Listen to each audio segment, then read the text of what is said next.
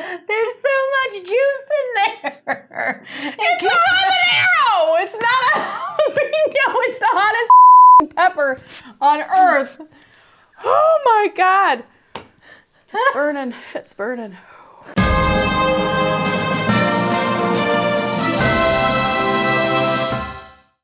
Hey guys, welcome back to our channel. I'm Courtney. I'm Amanda, and we're the Boozie Bakers. So this week's video is actually going to be like a commentary video of a cake that I actually did for one of my clients last weekend.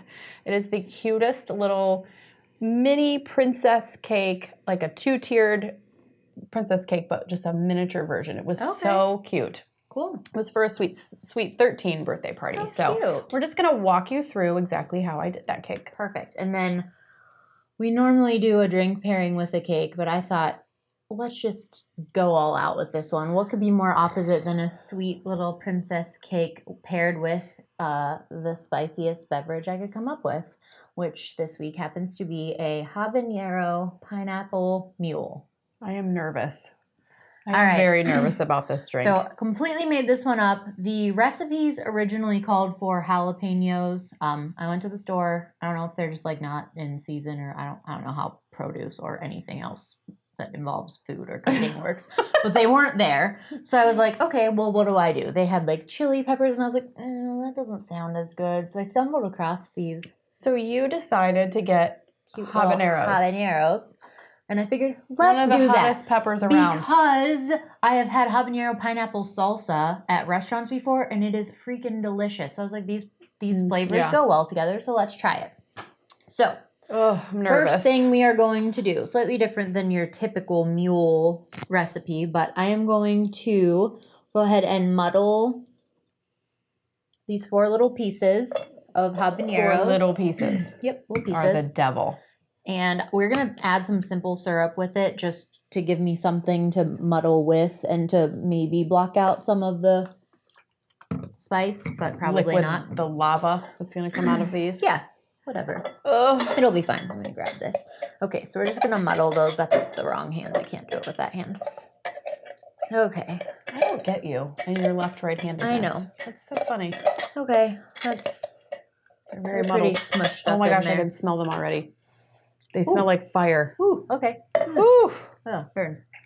Stings the nostrils. Those are hot peppers. Next is going to be, so this recipe that I originally was kind of going off of was clearly for a smaller cup, which we don't do anything small. We don't do anything small around here. We had here. these large mule mugs. So it called for 2 ounces of pineapple vodka. However, we're going to do 4 because we're the Boozie Bakers. Yeah, right? We need to double it because our glass is big and this will only fill it up halfway. And I'm not trying to do that. Oh my gosh. I'm really nervous about this drink. Oh, suck it up. I'm spilling everywhere. Very nervous. Spilling everywhere. Okay, second ingredient is some pineapple juice. Again, 2 ounces, so we'll double it to 4. Ooh, that pineapple juice and that pineapple vodka. So. Ooh, I love pineapple. I just spilled it all over again. Was that 2 or 3? Shocking. I think that was 3. Sure. And then this one's 4. That's 4. Why not? And then, of course, your staple for a mule, which is ginger beer. Now, it called for 4 ounces of ginger beer for the one. So we're going to double it up and do how much is in that? 8 in this bottle. 12.7 ounces.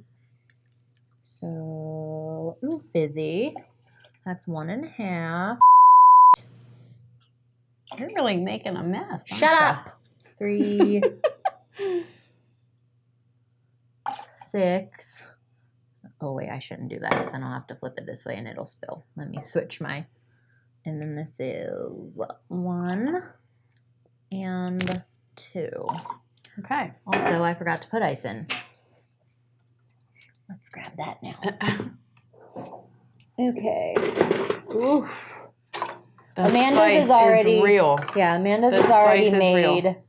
She hasn't really dipped into it yet, though. She was waiting so we could both do it together on camera. Ooh. A little more. Yours is fuller than mine. Did you do lime yet? Do you need to do lime? Oh, I didn't do the lime yet. That's why. Okay. So there's ice. And allow then me to get your lime. Juice from half of a lime is the last ingredient. Here, you do. Okay. You go ahead. Thanks. I'm not going to drop it in this time like I did during the margarita video. Man, these little tiny limes have a lot of juice on them. Yeah. Okay, Perfect. there's that.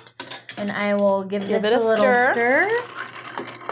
And then your cute little garnish. Yes, and then we have a habanero pepper and a little lime wheel to garnish on the side.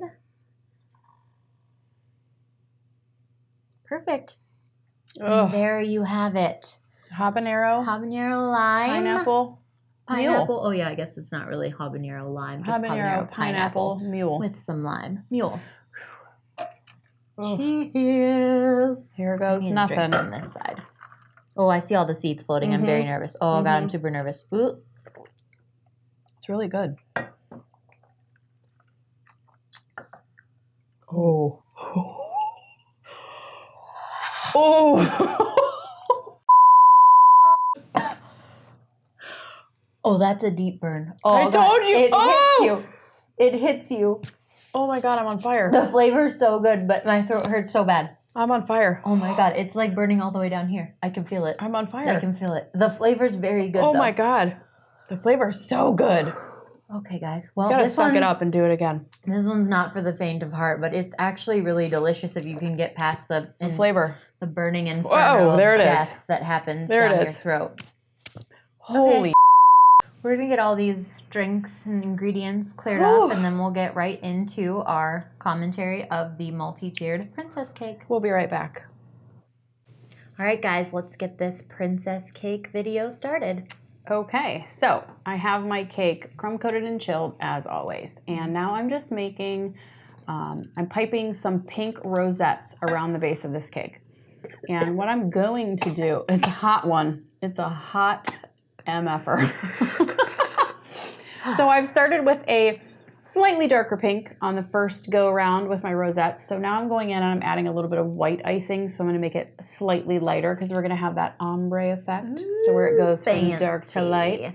So as you can see here, it's a little bit lighter than the last. Is it pass. harder to get them to stick to the side? Like, I know we've done them on top, but that's like a flat surface to sit on. It's the exact same principle. Okay. How you want to like, you know how we do on the top of a cake, we squeeze down and then lift up a little bit and then come around. Same principle, you want to squeeze on the side of the cake and anchor it on there first and then kind of pull back and then go around. Gotcha. So now I'm on the third row and as you can see, it's even lighter than the last two. It's so pretty. So it has that pretty ombre effect. I want this cake for I my wish birthday. they went that fast in real life. Isn't it the cutest? It is so cute. Oh, it is. I wish you guys could see this cake. It like on camera, you can't really tell how little it is. Yeah, it looks pretty decent size. It is but a little baby 6-inch on the bottom, So which is cute. the size of like a smash cake that I normally make. And then on top is a little teeny tiny 4-inch. So it is literally a mini personalized, like basically a little baby wedding cake. for my next birthday, which is definitely not 13 or anywhere close, I want that cake. Okay, done. Thanks. Done, done, done. Okay, so rolling out fondant here to cover the top layer because I'm going to make that pretty quilted pattern. Have you seen that? I have, and I always wondered how that was done. Well, you are about to see, girl. I can't wait. So we are covering the cake with fondant like I showed you before in our Big Ol' Bass video. Did I cover that cake? No, we did it for the Kentucky Derby. Kentucky Derby cake, yes. Okay. And I did so good. You did so well. So covering the cake in fondant, you want to make sure the air bubbles are out at the top, and then you just use your hand up and down and around the top, probably about halfway, the first pass to get all the air bubbles out, and then you're going to go down and do the second half the rest of the way. Otherwise, you can get So air bubbles perfect. trapped underneath the fondant, and it's a pain to get them out. I don't know what that's like. You wouldn't because yours was so perfect the first time. Super perfect. All right, so smoothing. Smoothing with my little paddle to make sure everything is nice and smooth, no air bubbles, nice and crisp edges, and then I'm just trimming the bottom with my X-Acto knife, any excess around the bottom. Cutie. Cutie, cutie. Okay, so I have this cute little mat right here. It's clear, and it has that quilted pattern on it. And you wrap it around, and then you just use your little paddle to press it into the fondant. That makes sense. I thought you did it by hand, and I was like, that would be impossible. Yeah, that it's perfect. That the lines are perfect, and they're spaced correctly, and everything looks nice. Very nice. But they're very faint. So as you can see here, I'm going in with my little handheld tool that has a nice crisp edge on it, and I'm going to go trace back over those lines and press them in a little bit farther. What's the matter? Are you on fire? No.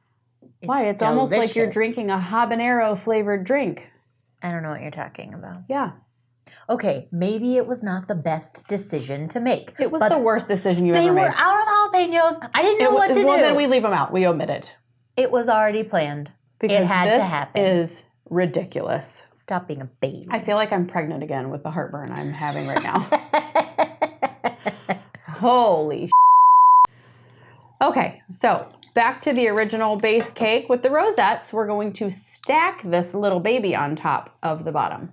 So I use little dowel rods, press those in, and cut them flush. So what that's going to do is hold the weight of the top cake. So they go all the way down. They go all the way down. Okay. And then you cut them flush, but you leave one in the middle sticking up so it holds the top layer on, which I'm about to press right there. Pre-cut a hole Pre-cut a hole in the bottom of the cake board of the top layer. Gotcha. You pop that on, and then those dowel rods hold the weight so it doesn't just crush the bottom cake. Oh. So now it's all anchored. It's not going anywhere when you transport it. Yeah. So I have these cute little gems, little sticky gems that I'm going in. A gem. And I'm putting those on the quilted pattern where it forms an X, right? Where those two come together.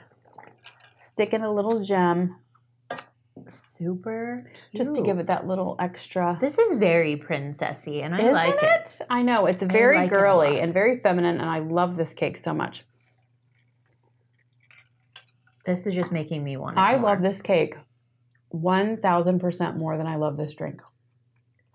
I don't know why. This drink is delicious. I'm trying to eat the ice to cool off my tongue because it's on fire. I think that it would have been okay had we not muddled. The muddling was a bad choice. Was the worst decision. But I didn't feel like it was going to capture the flavor of just throwing the chunks flavor in. of a volcano.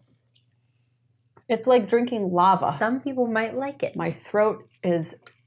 I'm going to need some of our viewers... The skin's peeling off of my throat. Stop whining. I'm going to need some of our viewers to try this. Edible glitter. Edible glitter. Okay. No, it's edible glitter. Oh, glitter. Yes. Okay. So when the light hits this cake, it just shimmers and it twinkles and sparkles, and it just makes it extra princessy. It's so beautiful. So now I have this adorable little crown top or little tiara. Look at this. Oh. Could you imagine being a 13-year-old and getting this for No. Look how cute. My mom homemade a cake for me when I was 13 with her jank writing, and it looked ridiculous. Mom. Thanks, Mom, for wrecking my 13th birthday. My parents clearly didn't love me enough. Right. So there you have it, guys. An individual Sweet 13 princess cake with ombre rosettes. We did a quilted pattern, gems, edible glitter. Yes. All of that. And like I was saying before, Amanda rudely interrupted me with her glitter. Sorry. I'm going to need some of our viewers to try one of these drinks. Go to the store, get some peppers, the super hot ones, you know. You know, get a jalapeno. No, don't get a jalapeno. I want somebody to try this exact drink and then comment on this video or one of our other social media pages with how you enjoyed it. Shut up, Amanda. They're not going to enjoy it. They might. Some people like spicy things. I love spicy things. I love spicy things. I still think it was a good choice. It was way tasty. Too spicy. We just muddled it too much, and it made it too spicy. But it still tastes good. It has a good flavor. It does have a good flavor. Whatever. If you can get past the heat. Whatever. All right, guys. Blisters on the top of my mouth. If you guys like this video, please like it, subscribe to our channel, and be sure to follow us on all of our other social media pages as well. Thanks for watching, guys. We'll see you next week. Bye.